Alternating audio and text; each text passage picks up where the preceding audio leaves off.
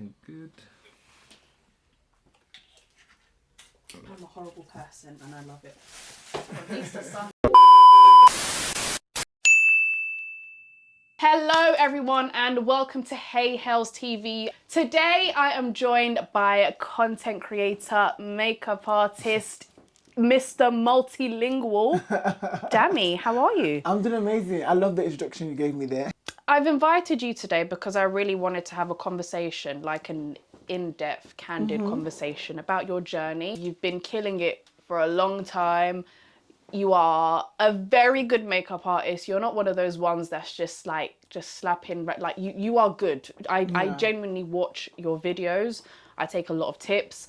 You know, I've bought some of the products that you've, told us about. Yeah, I just wanted to break the ice by just talking to you about how your journey began as a makeup artist. So my journey began for me wearing makeup. So at a young age, I decided I wanted to wear makeup, and my decision to wear makeup was for me to feel good about myself. So obviously, in school, that's when you start like thinking about your appearance. And I just felt like, I wanted to uplift myself. So I started to get into makeup, but I was so discreet about it. So you couldn't really tell I was wearing makeup. But whenever I would go out, people would always compliment me, and they're like, "Oh my gosh, your makeup is absolutely amazing." Yes. Or your skin is amazing. They won't say makeup, they say skin. And at that time, I wasn't admitting that I was wearing makeup. So I'll be like, I'm just using the cream. So you were that good that you were making it look like you wasn't wearing makeup? But you know what it was? Like, I was just using the bare minimum because I didn't even know how to do makeup. Because back then, it was all about Dream Matte Mousse and all of those drugstore brands. So it was so easy. So it was like, I was about 17, 18, 19. So my skin looked really good at that age. Yeah. So I'm just putting a little bit on, which is emphasizing my beauty anyways. So people were just really excited about it. And at that time as well, you didn't really see a lot of men looking nice. Do you know what I mean? Nowadays, you see guys with good skin and all that. But before then, you didn't really see guys' skin looking clear. Yeah. Do you know what I mean? So girls were like, "Oh my gosh, you're such an attractive man. What is on your face?" So when I realized I had so much compliments, I said, you know what? I actually want to go into the field of makeup artistry because I know what it has taken for me to feel just good for myself. I would love to make everyone feel that way. Yeah. So, but the problem is I didn't know how to do makeup. So I started studying it, and by just watching like YouTube videos, and I would start working at like different makeup counters, like Body Shop. And at that time, I was a makeup artist for Body Shop. Right. They didn't have a lot of makeup, but I was doing something anyways. Yeah. And then I went to MAC, which is where everything really began for me. That's when my makeup really went to the next route. And I was there for about 5 years, and that kind of started my makeup journey. So where did you grow up then? I grew up in America. So Really? I was born here. Yeah, I'm British. I was born here. I'm dual citizen. Yeah. But I was raised in the United States because my auntie and uncle, they raised me, and they lived in America. Right. And I was there for about 10 years till I moved back to London at 18. So your accent, is it an American accent that you I don't know. You know what? People like Nigerians. You sound like... What do you think? Do you know what it is? Yeah, you sound like... I can hear a Nigerian accent, but a Nigerian accent with a sprinkle of a British accent. Obviously, I've been here for almost 11 years. So, Yeah. But I'm not born in Nigeria. Yeah. People trust me. That's when I do videos in my language, you will see the. Because your Yoruba is on point. You've got a proper good Nigerian accent. You think so? I'm Nigerian anyway. I know you're Nigerian, but I feel like you sound like you were born in Nigeria, Yeah. and you've lived in the UK for a long time. But I can kind of hear a hint of that Yoruba Nigerian accent. Really? Okay, I'm glad because I've really been trying my Yoruba, and I've been really putting effort. So if you're telling me that, I actually take it on board. And you're multilingual, so I heard you speaking in Hindi and so my best friend, you heard her, she's Pakistani. Yeah. So I speak in Urdu and Hindi. Urdu and Hindi. Yeah, and Spanish as well. And oh, Yeah. wow. So that was a good intro just for people that don't know who you are. I mean, you've been doing this for a long time. Yeah. So I really want to talk about the elephant in the room now. So we know you're a makeup artist. The elephant in the room. And you're obviously a man. You're Nigerian, but you were also gay. Correct. So I can imagine you even speak about it on your social media. There are so many challenges that you faced, or you might be stereotyped or put in a box. So could you please just briefly talk about some of the challenges that you have faced with your sexuality and what you do as well? I think the most thing that I've faced as being a gay man, for me, is coming out. and also being accepted in the society. To be honest with you, the accepting part, I think I've come to a point where I don't really care. I don't really struggle with that. But at one point, I did struggle with it a lot because I was trying to find myself in a new community. I was trying to like be accepted, and I wanted that. But now, as I've gotten older, that's not even a worry for me anymore. But the most important thing that I've been through is my family's reaction and my family's interaction. And I'm Nigerian, I'm Yoruba. I'm a Yoruba gidi gidi gidi. It means like I'm a proper Yoruba. So they were really upset and did not understand my lifestyle. But I feel like in Nigeria, there's a lot of like the LGBTQ scene there is quite big, isn't it? It might be big, but I don't mean that your family want that. Because they're very like, you've got people like Bob Risky who are very open. And Bob Risky is now. I came out when I was 18 years old. I'm going to be 30 next month.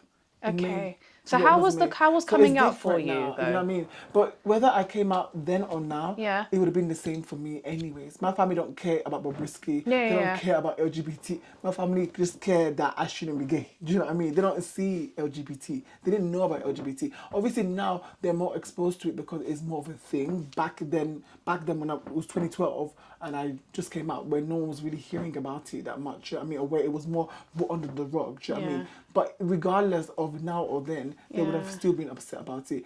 And even to this day, I don't think they're happy about it. I think now they've seen that I've accomplished a lot of things because everybody wants their child to do what's good, and they've seen that, okay, he does makeup and he's successful in it, he's on Instagram, he's doing this. So they're kind of like, okay. But they're not, like, if I marry a woman tomorrow, that's my mom will be happy. Do you know what I mean? That's what she wants for me. So do you feel like the only reason why your family have somehow accepted you being a gay man is because you have become successful as a content creator and makeup artist? Maybe that has some type of, contribution to it. But I think it's because they know that I'm happy. My mom has said to me many times, she's proud. I've been here on my own. I wasn't prepared to be independent. I wasn't prepared to live life without them because I was so dependent on them for years. And I came here after coming out. I was living alone for years, living life, like independent lifestyle, which is very scary, especially in a city like London. Things are expensive, things are hard. Like I really struggled, you know what I mean, if I'm being honest with you. So now that I'm here doing what I love, you know what I mean, they're happy that I went through that obstacle. So they're proud of me in that sense. Not for me being gay, because that's not what they're proud of, but for me being able to be independent, for me being able to make myself comfortable. And I'd never needed them for anything. Do you know what I mean? Even though I know they're there, if I needed them, like, God forbid anything would happen, like my health or something, I was dying, they will be there. But I never asked for anything from them. Do you know what I mean? But I managed to live my life. So they are proud of me, but they kind of just pray to God for the better for me. Do you know what I mean? For the best of me. So do you think that although you've said that, they're happy with you, they're proud of you to an extent, do you still have that little oozing feeling where it's like, they may be happy, but at the same time, they don't like the fact that I'm gay? Like, because I know you're in an open relationship with someone who's also a content creator, does that kind of like interfere with your relationship? Does the fact that, if you guys get married or whatever and like your family have to, be there, do you kind of have that fear where it's like, oh my God, well, my family don't even accept the fact that I'm gay? I don't think that would be there. Or I don't see that happening, if I'm being honest. Yeah. And I've never really spoken about my relationship to them. They may know about it. I don't know. Probably because it's all over the internet. So do you think, I don't want to sound insensitive, but they feel like this is some sort of phase that you're going through, and do you think like well, good luck. You will go back to what they think is being normal? They might think it's a phase, but that's on them, to be honest, because it's not. A phase could be 10 years. I've been gay forever. Yeah. Do you know what I mean? So if that makes them feel good, then I'm not trying to mislead anyone, but I know that I'm gay. Do you know what I mean? Nothing has, and I've been known I was gay as a kid. Okay. So for me, it's not possible. It's not a phase. This is all I've ever known. Do you know what I mean? Like many straight people, they know they're straight since they were whatever. Yeah. I mean, they know they're like this and they're not like that. I've always known I like men. And have they ever tried to talk you out of it? Like, have they ever tried to put that? Because with African, I come from an African family. Babe, we believe in superstitions and like you're possessed and all of that. Have they tried to like? That. So obviously, I went to a period. Okay, so I came out and I stopped talking to them. But then I went to a period of time where I wanted my family again. I was going through a lot. Like life was really hard. I said, you know what? My mom said to me, or my auntie, because she's my auntie, she was like, oh, Dami, you know, whatever I will help you, whatever, but if you could just try to change, you know what I mean? Yeah. Change. So obviously I tried it. I went to an intense praying session, intense. I did some like soap. I did some, you know, these things, these Yeah, superstitious I things. know. I knew it wasn't going to work, but sometimes in life you just want to just prove a point. Because it's like, I need you guys and I want to repair that relationship with them because I love my family so much. Like I love, especially because my mom means so much to me because she's my auntie, but she adopted me because my real mom passed away. Okay. And my dad passed away as well, both of them. So my mom and my dad, like my auntie and uncle, they are like my parents. Like I don't really see them as my uncle and auntie. Yeah. So they mean so much to me, and they've given me everything I wanted. Like when I was in America, I lived lavish. I lived in a mansion, food unlimited. My house was just like gold. Do you know what I mean? I had my own room, and I went to a good school. Like, you know, everything I wanted. There's nothing that I didn't need or want. I didn't have to work. I never worked. Do you know what I mean? I got everything I wanted. So my auntie spoiled me so much, and even to the point where her own kids were like, Dami gets away with everything, but we, you know, they were feeling a bit like, oh. Like he's not really our, you know. No, I mean they didn't see it like that. They know we're all cousins, but they were just a bit like, why does Dami get that treatment? Do you know what I mean? I got a lot of treatment. Do you know what I mean? So for me, I never wanted to disappoint anyone. Do you know what I mean? I did not want to. So of course I want to do what's right for them. But at the end of the day, this is my life. If I could pick, like the clock over there and just change it, I would definitely do that. But I like men, babe. There's nothing changing over here. Do you feel like you'd be more successful if you wasn't gay? Would I be successful if I wasn't gay? Yeah. Probably. It's my destiny to be successful. Yeah. My personality alone is what defines me. Yeah. My sexuality doesn't. So if I was straight, gay, not gay, if I was because I feel like with some... I would be successful. Yeah, because I feel like with some people who are within the LGBTQ community, they use their sexuality as a brand. And which I think is fine. But with you personally, do you feel like, obviously, first and foremost, you're a makeup artist. That's your profession. That is what you do. That's your passion. Do you, you know, strategically try to intertwine your sexuality within your work? Or do you feel like... But my work is that makeup? Would you say makeup is me expressing my sexuality? No. A lot of people, because the thing is that I do makeup, a lot of my comments are gay. And they feel like because I shove makeup in people, it's like me using my sexuality as a brand. I don't see it that way, to be honest with you. People can see it that way. Makeup is me, is my passion, is my form of expression and my form of creativity, do you know what I mean? And also is a platform for me, or a base for me to express my art, my skills as an artist. I don't see the sexuality part of it. But I know people do you know what I mean? Yeah. But I'd never intentionally used my sexuality to gain anything. But what I have done is I've used my story to inspire, because I know there's so many people in the closet, especially African gay people or LGBT people from Africa, and I know how hard it is to come out. So I've used my experiences coming from my background to inspire them, and I talk about it. That's so. It is essentially, and I did this. I never intentionally tried to create a brand. I was just online talking and expressing myself, but you know, in today's time, it's all about branding. Do you know what I mean? So if that's the case, then that is now a part of my brand. So another thing I wanted to touch on was the UK scene. I personally feel like the UK scene, we're still kind of conservative and prude and a bit closed up on certain things. Have you ever felt like, you know, you can't fully be yourself in the UK scene, or have you ever been in another community where you felt like you felt more welcomed and you felt like you could express yourself more? Like, is the UK bad vibes, basically? I mean, it can be bad vibes, but let me just talk in my perspective, because I think me being a gay man, I might experience it differently from my sexuality. Do you know what I mean? In America, it's different. I was a kid.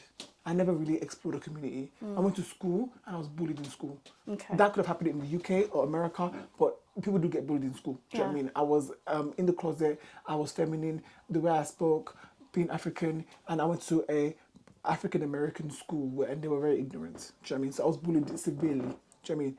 That was my experience then, but obviously now, as an adult, I might not experience that same thing now. Do you know what I mean? I was only in school and I went home. I didn't really see the world. Do you know what I mean? Only when I came to London, I was independent. Now I'm actually an adult. I'm actually trying to live life. Do you know what I mean? So now that's another experience. So obviously the UK, are they welcoming?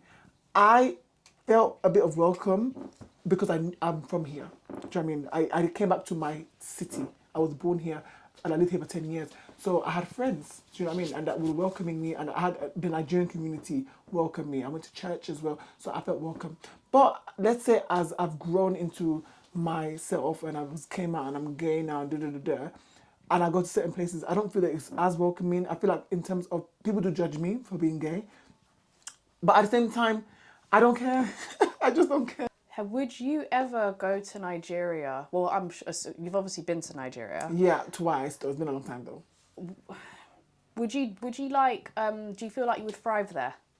Yes, with my I have a lot of Nigerian fans. Yeah. And I love my Nigerian community. Shout out to my Nigerian community. Yeah. Nigerian people love me. Although they are judgmental to my sexuality. Yeah. The content that I do on Instagram is very, like, you know, I speak the language, I really indulge in it, and they support me a lot. So because of what I've done for about a few years now, I've got so much Nigerian followers. And I've never actually been in Nigeria as Senorfenty, so I do think I would thrive there. And also, since I've came out, I've been given the title as the most cutest Nigerian guy in London. Yeah, because when I first got onto YouTube, there was not a lot of Nigerian guys that were out, even before Bobrisky.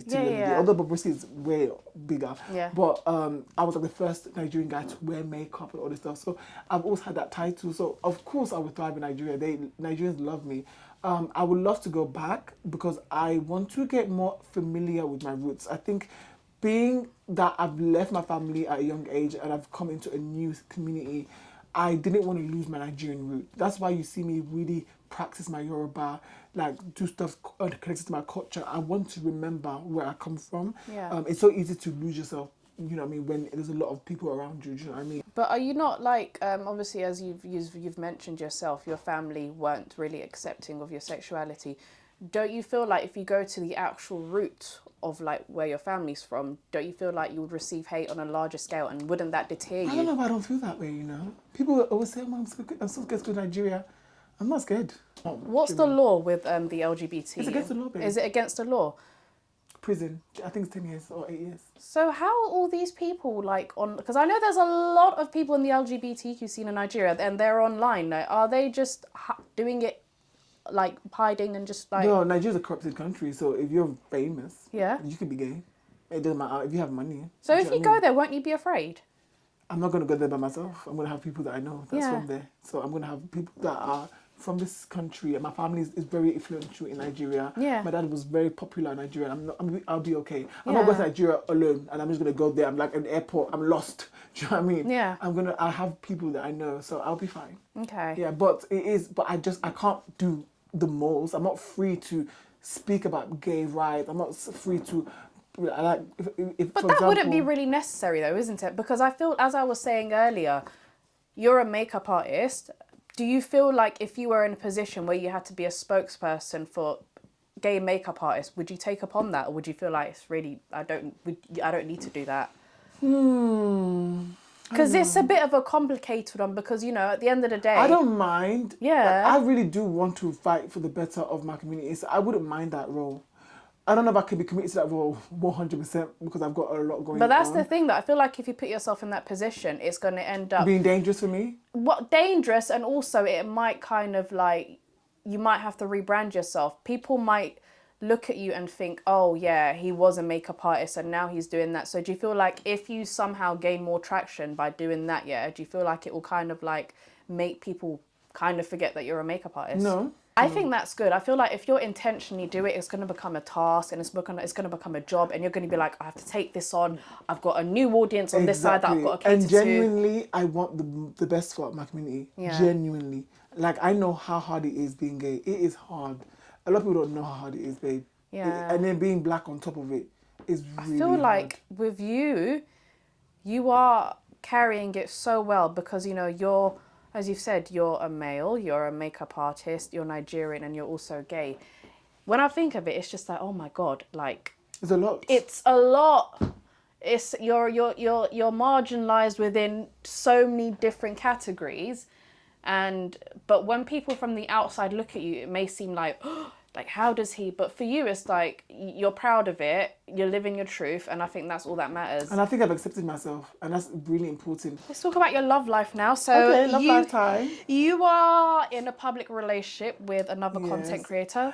And I like that you said public, because I feel like, what makes it public? Because we're both influencers. you've put yourself out there. But that's what anyone would do there in a relationship. No. I think Some people are private. Like, I think you make videos together, so it's public. exactly, because we're both content creators. No, even if he wasn't a content creator, if he's gone, you're as an influencer yourself. If one person in the relationship is an influencer and they've introduced their couple, I mean their significant other, it's a public relationship, isn't it?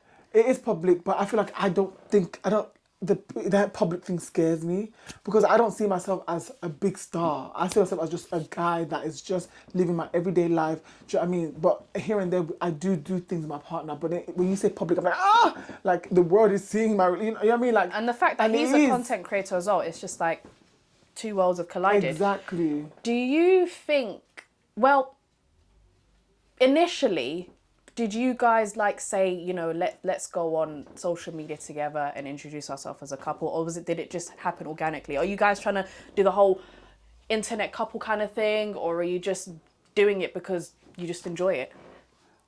I think we both do enjoy it, but when we first started dating, we were just friends, and we were still posting. We never changed our formula.